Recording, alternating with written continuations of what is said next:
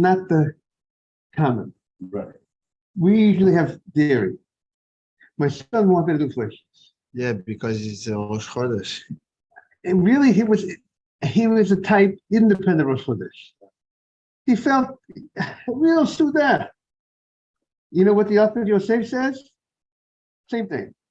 What's that? But the Minhag is not that way. Rabbi, you're on live. Very on good. Zoom. Everyone looking at you. The whole world is looking at you. Rabbi. And but the Hasidim do inflation. The Hasidim 9 a.m. Yeah, usually they don't have such early Britain, but a Hasidim, but at 10 o'clock, 9 o'clock. Right. Right. But they do 9 o'clock. Yeah. I would think they do 8:30 in the morning also. Me.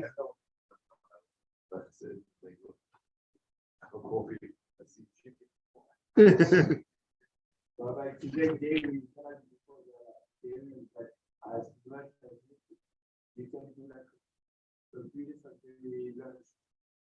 it's still, when people go out for dinner, you go out, if you want to go something elegant, it's still meat, it's still the thing. I understand. Right. But you saw there was a beautiful brisket. Everyone made a beautiful brisket. It was real dairy, but beautiful. Real kavod. Okay. We're on the Gemara on Tet Lamed Beis. Yesterday we started.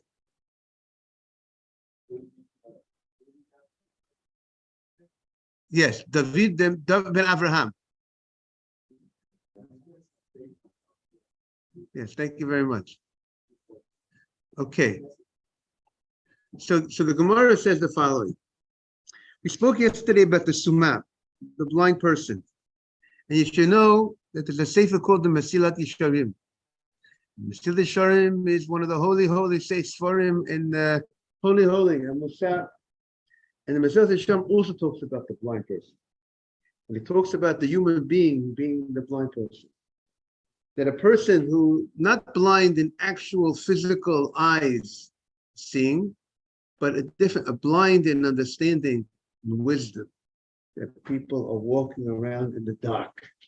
That's what we have to understand. We're learning the Mishnah, we talk about a Sumah. We should think about the Mesilat Yesharim describing many, many Jewish people are blind. Rabbi, I don't see people blind. Thank God, it's very few. No, it's not true. So many people have spiritually blind. What do you say to that, Mr. Safdie? Powerful or not powerful? And the only way they're going to know by learning Musa, by learning Torah, and being enlightened, opening up their eyes, will they finally be able to see what they need to see.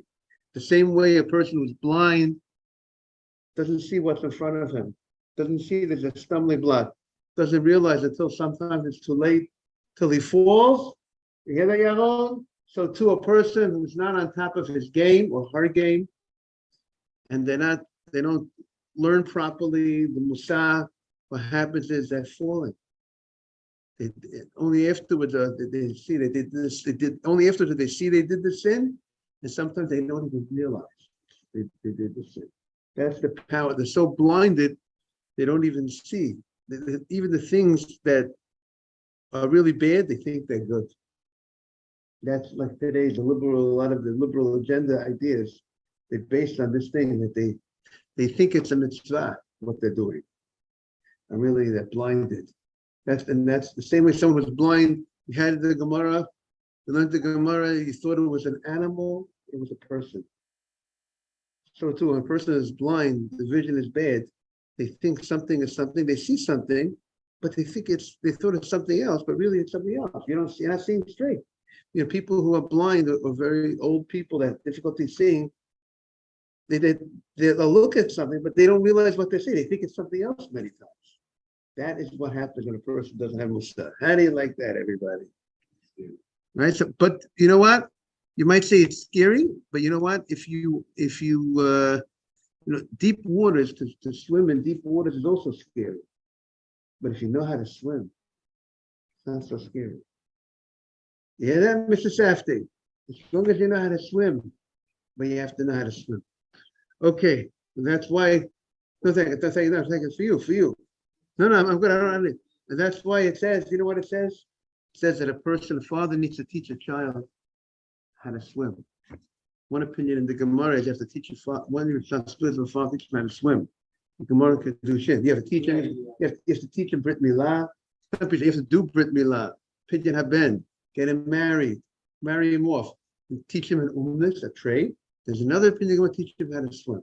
Now, why is that? Because the common way of transportation in the old days was by boat, right, Yarrow? Not because you need to teach how to swim because it's a fun sport and it's enjoyable. Because safety, because that's the way it's very common that they need to know how to swim, or else it's very dangerous. But some say it's how to swim the deep waters of this world. Obviously, I mean, the more in a more deeper sense, and Midrush, not only is the idea of teaching how to swim physically, to teach them how to swim, making it in the deep waters of this world. That's it, to teach them how to swim. Okay, a little Musa today in honor of July 4th. Got a little Musa. It's always good to have a little Musa. Okay, so now we're in the Gemara. Tana Rabbana. You have it? Test on base 9b Meseches Makkos. Tana Rabbanan, below Ra'ot, right? We have the pasuk, Mr. Safti, do you have it? 9b, Aaron? Below Ra'ot, the pasuk, this is a quote from the pasuk. The pasuk says about the guy who killed this other person. Below Ra'ot, he did not see him. He did not see the guy. Looking at the pasuk. Yeah, he killed him with a stone below Ra'ot. But he didn't see the guy. Let's say he was throwing stones. He was doing demolition. And he wasn't expecting anybody to come up. He had the Gemara before, correct? He was doing demolition, and let's say he was throwing stones. The stones were going into places that people generally don't walk. And someone walked there. And the guy got killed. So it's a shogeg. It's a shogeg case. How do you kill him with the stone? Because sometimes some person might walk there. Therefore, you should be a little more careful. But generally, people don't walk there. Therefore, it's not negligent. That would be a type of case. The Torah talks about you killed a guy with a stone. You didn't see the guy. So what does it imply? So the Gemara says you didn't see. Prat Lusuma. That excludes a blind man. How does that exclude a blind man? Because the person saying you used the stone, you didn't see the guy. What does it imply? You had the ability to see, but you didn't see this guy because, let's say, he wasn't expected to be there. But if a person has no ability to see, a blind man, you won't tell me below Ra'ot. It's automatic. A blind man never will see the guy. It's not about, I didn't see this guy now, I didn't notice him, but I could have noticed. If I say, you know what, he hit the guy because he didn't see him. What does that imply? He has the ability generally to see, but in this particular situation, he didn't see. If the guy never could see, you won't say hit the guy because he didn't see him. He never sees anybody. Is that clear? You want to see? Look at the language of Rashi. Look at the Rashi below Ra'ot. See the Rashi? Maybe Rashi will explain it better than me. I'm trying to explain the Rashi, but maybe we'll see the whole. When you look at the words of Rashi, sometimes it does some magic. You have the Rashi around below Ra'ot, left side. Mr. Safti is pointing on it. Below Ra'ot, Prat Masuma, excludes the blind man. The Mashma. The implication is kan lo ra'ah. Here, in this situation, he didn't see the guy. Of a ro'eh bin makom acher, but he does see in other places. I see in other places. The guy sees in other places, but here he didn't notice the guy. That's a shogeg, exactly. But the Torah is giving a specific case. What type of guy did the shogeg? It's a guy who didn't see here, but was able to see in other places. However, a blind man doesn't fit that bill. Prat l'suma she'eino ro'eh b'shum makom. He doesn't see anywhere. The blind man never sees. It's not that you say about the guy. If a blind man was involved in the act, you won't say He hit him with the stone. He didn't see him. What do you mean he didn't? Of course he didn't see him. It's obvious he didn't see him. He doesn't have the ability to see him. So you wouldn't say the Torah gives us, Mr. Haber would say, case, law, reason. Torah gives a case. What's the case of the Torah? The case of the Torah is the guy who didn't see the other guy. What does that imply? What type of individual are we talking about? A person who has general ability to see, but he didn't see the guy in this case. So the Torah that obligates exile is talking about that type of case. So now, now that the Torah seems to be telling us, but if someone's blind, he's not the case. That's not the case of the Torah of going to exile. Therefore, it would say a blind man won't go to exile. Correct? And we said, I think yesterday, what would be perhaps a reason for that? Meaning, do we have it clear? The idea of exile is a chidush HaTorah. The Torah tells us that there are people that go to exile. The Torah, a guy does not go to exile. If the Torah does not tell us that a guy goes to exile, he don't go to exile. We had to go about a ger toshav. There's a pasuk that says there's a case that a ger toshav goes to exile. The Torah would not tell us that a ger toshav goes to exile. He won't go to exile. You need the Torah to tell us. The exile is a chidush. So if the Torah gives us a case of exile, which is about a person who sees, therefore that will be telling us we're excluding someone who does not see. We're excluding the blind man. That is the opinion of Rabbi Yehuda. We gave a little meat. Excuse the pun. Meat. We spoke about the Brit Milah with some meat. We gave a little meat to this law. Is that perhaps if people will see a blind man going to exile, they'll think exile is a joke. They'll think that the law doesn't make sense. To the onlooker, we have a blind man in exile. What's the guy doing in exile? The blind man either he couldn't see. What do you want from the guy? Doesn't make sense that he should be going to exile. Or people will say, what do you mean? If he's blind and he killed the guy, he must have been negligent. So people are not going to appreciate the law. They'll think it doesn't make sense that perhaps they might say, the people, the general public might say, they look, this guy is in exile. What blind man is in exile?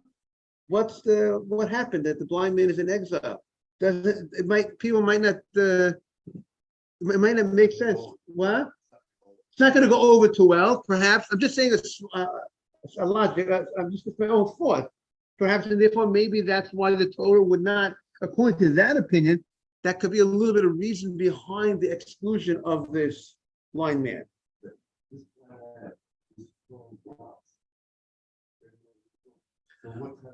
Right. No, so you have to, very good. You have to say, Mr. Safdie, that the case of the Torah to exclude the blind man is when it filled all the boxes, checked off all the boxes of shogeg.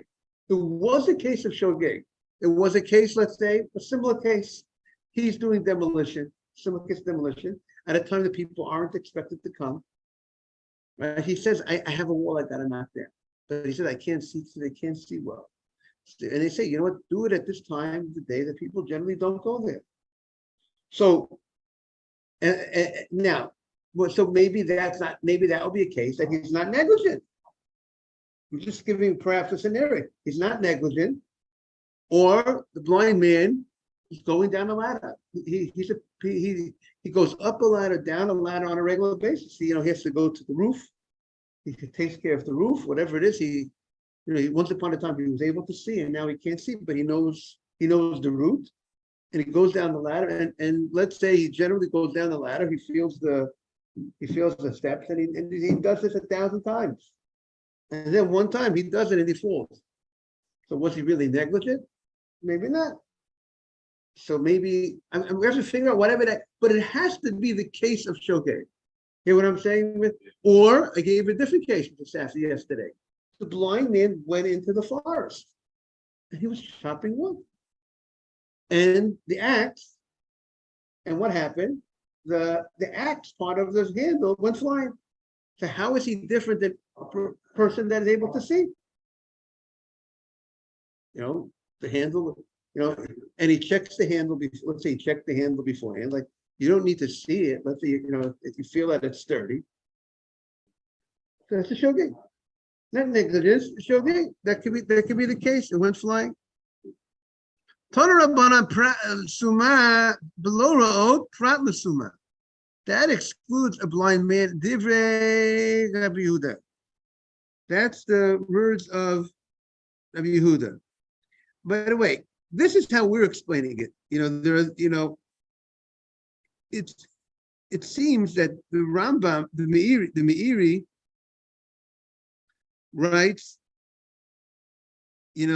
that the argument here is whether we look at he explains it that he gives a different reason why perhaps the blind man will be exempt from exile.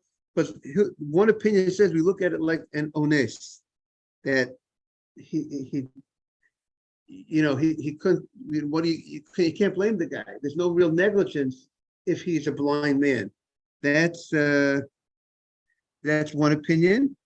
And Rav Meir says he's not really considered a real ones, because he could have looked, he can't look. He should have asked. Right. So that's how the two opinions of whether he goes to exile or not. One opinion says this is how they explain the law. Do we look at it as a suma, blind man, as an ones? He couldn't see. So what do you want from the guy? You can't send him to exile for such a thing, right? But that could be the reason for the law. Or do we say he is considered a certain amount negligent, a little bit negligent? So now, but the Gemara itself says it's based on the pasuk. It's all about the pasuk. The Gemara says, how do you interpret the pasuk? So the first opinion is the pasuk is talking about a case of someone who's able to see in general, but didn't see in this particular situation. So therefore, the pasuk is excluding a blind man. However, Rameya Omer below Ra'ot the Rabot Esasuma. The pasuk says below Ra'ot, he didn't see.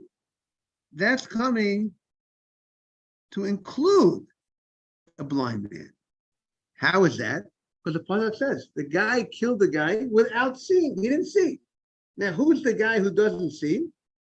The blind man. So it includes the blind man. Why did the Torah tells us these words below Ra'ot? He didn't see. Because really,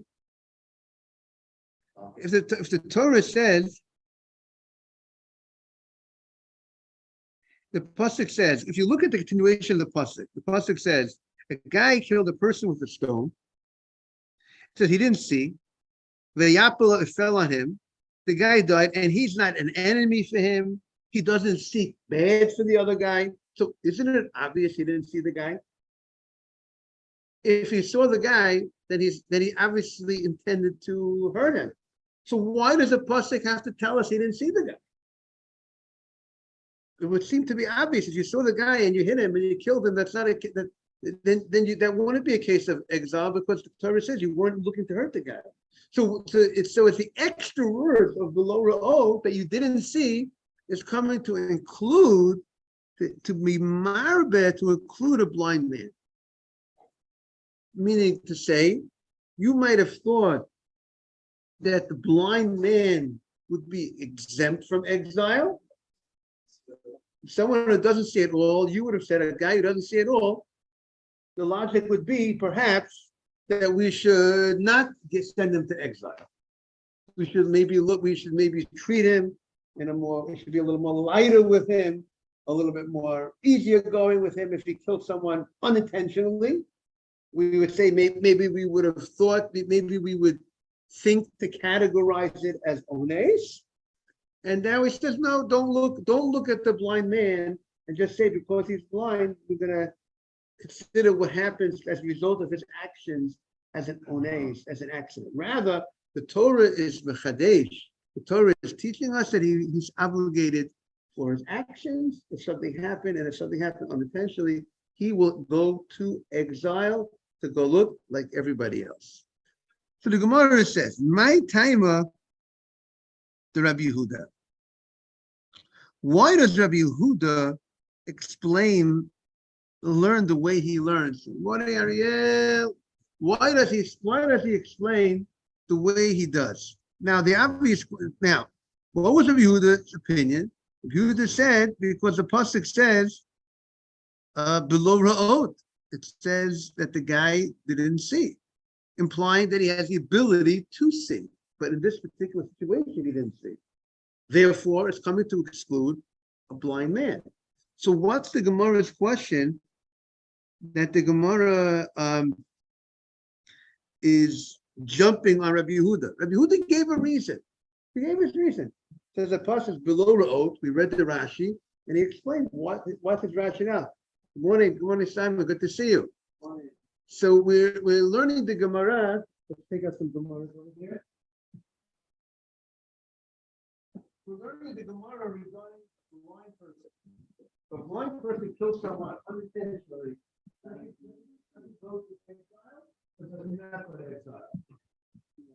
We have it's 9b, 9b2.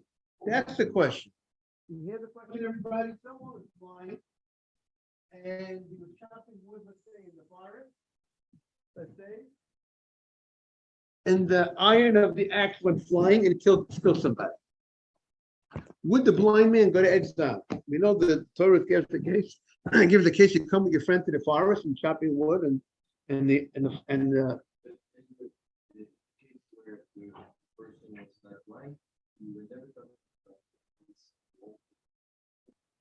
right. But now what happens? Does it make a difference, Ariel?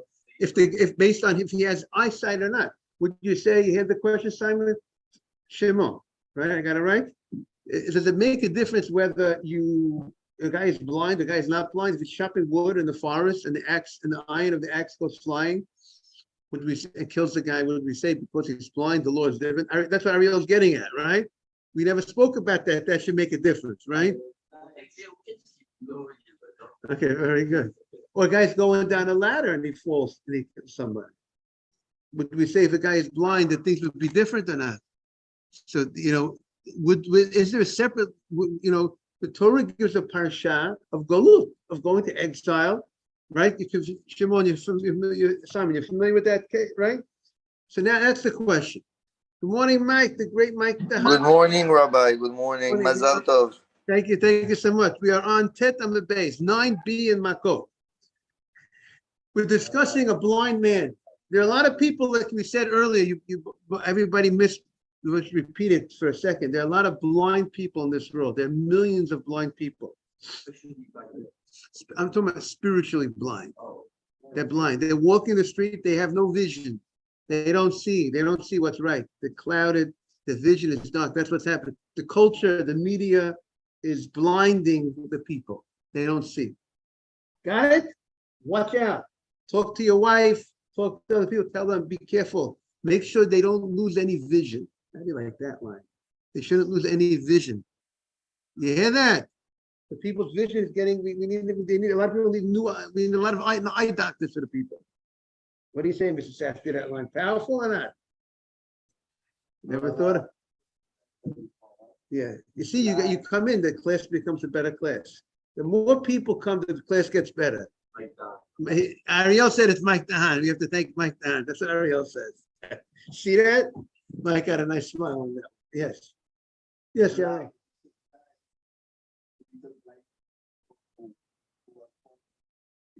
Very good. It might not make.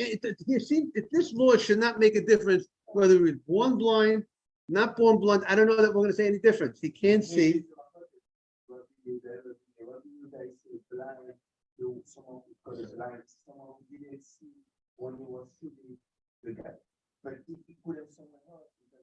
Right. Meaning the case of the Torah was the Torah says the guy, his understanding of the pasuk, it says a guy was using a rock, using stone, maybe construction, demolition, or whatever it was, and he didn't see. So what does it sound like? What is it? No. He's not blind. That case tells us that one opinion, that's the second opinion. First, one opinion says, translated below us, he didn't see.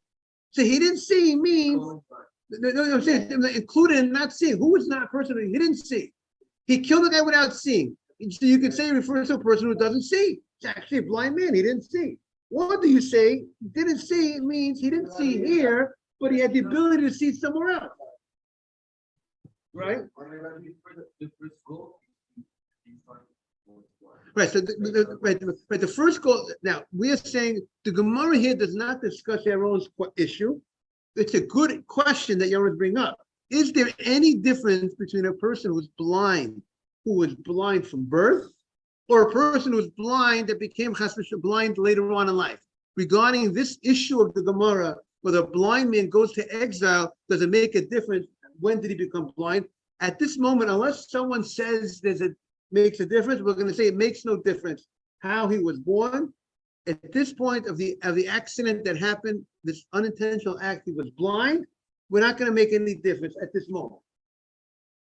Yaron, you hear what I'm saying? Simon, I'm saying.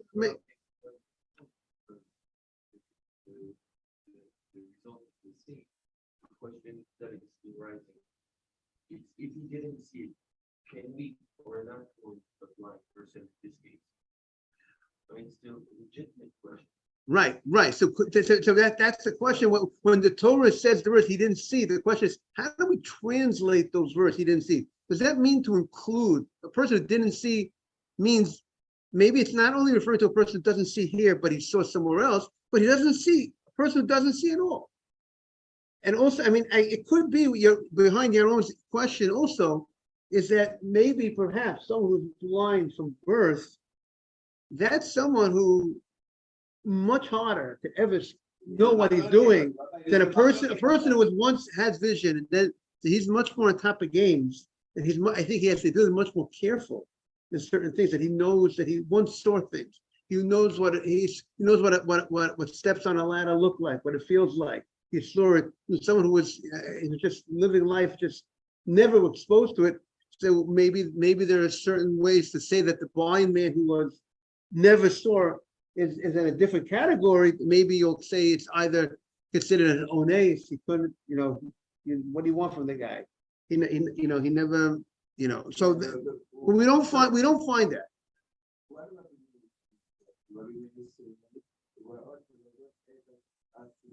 But Rameh says it's coming to include a blind man. Even not only a person who has vision, even a person who does have no vision, is blind, but Rabot is a summa. So the Gemara now jumps on Rabbi Yehuda. My time at the Rabbi Yehuda. What's the reason Rabbi Yehuda? So the obvious question is, why is the Gemara jumping on Rabbi Yehuda? Rabbi Yehuda seemed to have he gave his reason, because the words below Ra'ot, just how one of the commentaries explained, the words below Ra'ot, he didn't see, seems to indicate whether he has the ability to see, or he doesn't have the ability to see. That's the simple, the words below Ra'ot. The guy killed the guy without seeing. So without seeing, what we would say that includes all different types of situations. He didn't see, whether he didn't see because he didn't notice the person, or he didn't see because he's blind. He killed the person. They're coming into the forest, or they're using a stone, whatever the case is. He didn't see. So So the simple reading of the pasuk would seem to include blind man as well. If you come in, so that's why the Gemara jumps on Rabbi Yehuda. So what does the Gemara say? So the Gemara gives an answer. The pasuk says, "Asher yavo et re'eu bayad." You come with your friend in the forest. We are 9b2. You come with your friend in the forest. And now, when the Torah says you come with your friend in the forest, afilu sumah, that would imply even a blind man, right? We're on the top of 9b2, about a few lines on the top in the English. You come, even if he's blind, you came with your friend. The Torah doesn't say that you are a specific person came to the forest. But the pasuk says you come with someone comes with his friend to the forest to chop wood. Who was that person? Blind, not blind. Torah didn't tell us anything about the guy's vision. Like Ariel Maiman said, we never spoke about vision. We never spoke about vision before. It wasn't about vision. It was about the axe went flying, the stone went. We didn't speak about vision until now, till today, till this Gemara. So therefore, and that's why the Torah opens up. First, it opens up when you came with your friend. It didn't tell us about what your ability of seeing. It wasn't a driver's license that you have to renew your driver's license to take a visual test. The Torah didn't talk about the visual test. Va'afilu suma, even a blind man. Then ata below ra'ot. Then comes the pasuk and it says he didn't see. He didn't see the guy. So why does the pasuk, by telling us below ra'ot, it's coming to tell us mi'ate. It's coming to exclude the blind man. Meaning to say, the pasuk says you came in to the forest. Who came into the forest?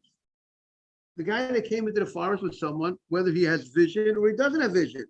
And then you tell me you go ahead and you tell me, but you know what? The case is that he didn't see the guy. So by telling me he didn't see the guy, you're telling me he didn't see the guy in this case here, he didn't notice him, but implying that in other places he will notice him. If he's blind, so of course he doesn't see. What are you telling me? He didn't see the guy. He didn't notice the guy. Of course he didn't notice the guy. He's blind. He never sees the guy. So by telling me he didn't notice the guy, it's telling me what type of guy are we talking about? Someone who has the ability to notice someone, to see someone. You told me he didn't see him. Of course he didn't see him. But if you tell me he didn't see him now, implies that he has the ability to see him at some other time. But the blind man doesn't have the ability to see him. So by the Torah telling us the case is you didn't see the guy, you already told me earlier that we're talking about a guy that has even no ability to see. So of course you didn't see the guy. So what are you telling me? He didn't see the guy. Of course you told me, you opened up by saying the case is someone you told me the guy who comes to the forest, the guy who sees and doesn't see. So you're telling me you're talking about a guy who doesn't see as well. Anybody who comes into the forest.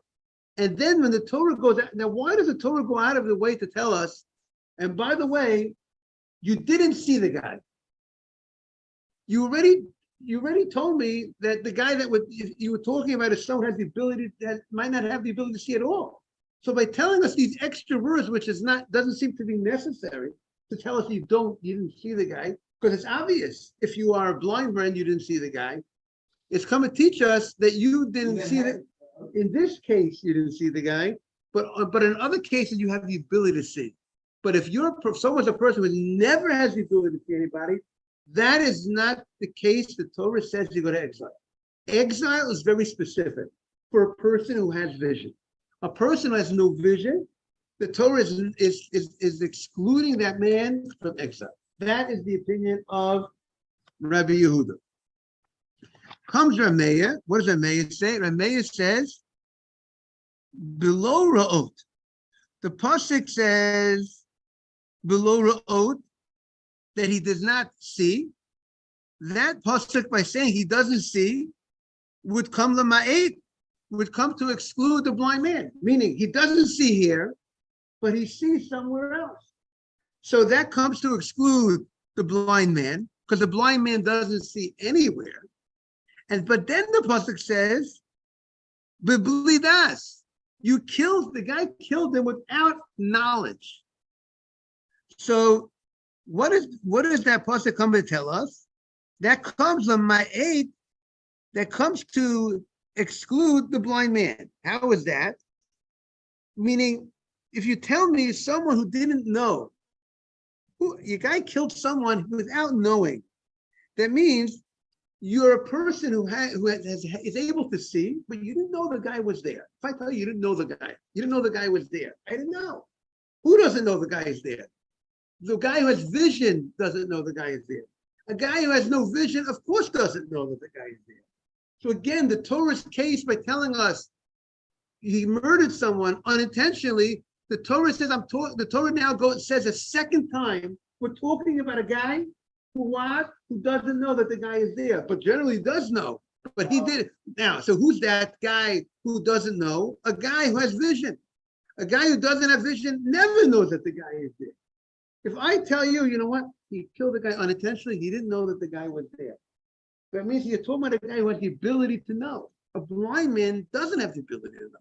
So we have two psukim coming to exclude the blind man, to tell us that the case of the Torah is not a blind man. And we have a rule. So I'm saying, so we're gonna say that, but the pasuk seems to.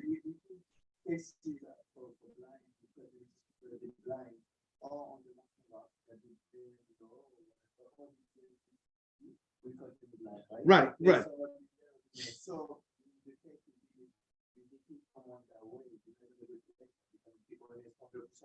because the blind man is someone, like you said, you don't see never the beginning and not see. So someone's going to be on it. That's the question. Two opinions in the Gemara. One opinion says a blind man does go to exile. And where? Look in Rameh in the Mishnah. Rameh Omer go left. Look at the Mishnah. Rameh says that the blind man goes. But what's the reason? Because the Gemara now says for Rameh, because he says having miut achamiut, the miut achamir el rabo. We have two exclusions and we have a rule. A double negative here is positive. What does that mean? If the Torah excludes two psukim to exclude the same thing, it's coming to include. What does that mean? If I want to exclude something, I write it once, I say a word, I'm excluding the blind man. But if I write it twice, I'm excluding him. I wouldn't write it twice to exclude. I write it once. If I write it twice, it shows you I'm not here to exclude him. If I'm here to exclude him, I would say it once. And if the fact that I say something which seems to exclude him twice means that's not what I mean to say. I mean to say something else. That's what the Gemara says. And therefore, therefore, it's coming to include, and the blind man would go to exile. Therefore, when the Torah says below ra'od, when it doesn't see, it means it does not exclude the blind man. He doesn't see, he's blind, he goes to exile. That, and therefore, and that's also the guy who doesn't know, he's blind, he goes to exile. Therefore, this opinion says he doesn't know whether he doesn't know because he has no vision, or whether he doesn't know because he didn't know the guy was there and he killed him. That's the case of exile. I didn't know the guy was coming. I didn't expect the guy was coming. And then the guy came, I threw the stone. I was doing demolition. There was a time of the day that I didn't expect people to come. Because it was, let's say, an area people don't generally come. What? Shogeg. Oh, the story says he's like a blind guy. He's like the blind man.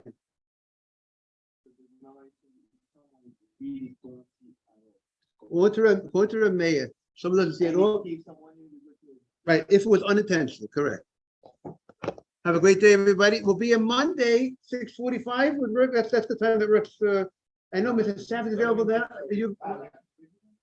Because unless people want later.